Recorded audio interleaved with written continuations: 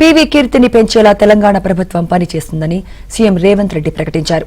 దివంగత మాజీ ప్రధాని పీవీ నరసింహరావు 19వ వర్ధంతి సందర్భంగా జ్ఞానభూమి వద్ద పూలమాల వేసి సీఎం రేవంత్ రెడ్డి మంత్రులు ఘన నివాళులర్పించారు. పరిపాలనలో సమూల మార్పులు తెచ్చి పీవీ ఆదర్శంగా నిలిచారని కొనియాడారు. పేదలకు భూములు పంచడానికి పీవీ బలమైన పునాదులు వేశారని రేవంత్ రెడ్డి తెలిపారు.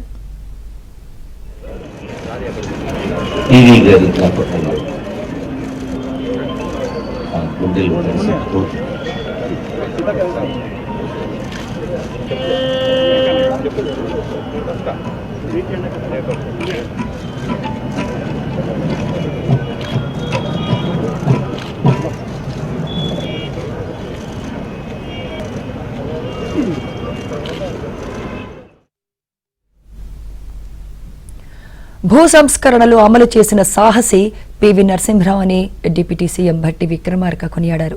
పీవీ వర్ధంతి సందర్భంగా తెలంగాణ భవన్లో ఘన నివాళులర్పించారు. దేశ ఆర్థిక వ్యవస్థను గాడిలో పెట్టిన ఘనత పీవీ సొంతమని అన్నారు. పీవీ లాంటి గొప్ప వ్యక్తి తెలంగాణలో పుట్టడం అందరికీ గర్వకారణమని తెలిపారు.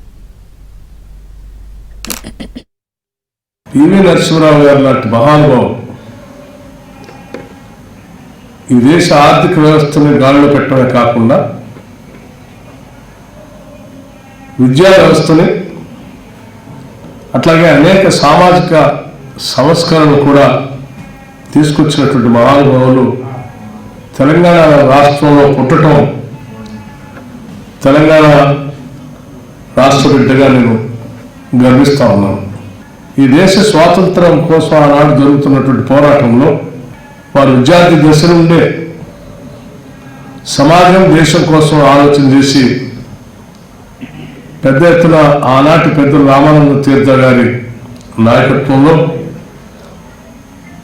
ఆ ఉద్యమంలో పాల్గొని చిన్ననాటి నుంచే దేశం పైన వారికి ఉన్నటువంటి ప్రేమని చాలా స్పష్టంగా కనపరిచారు.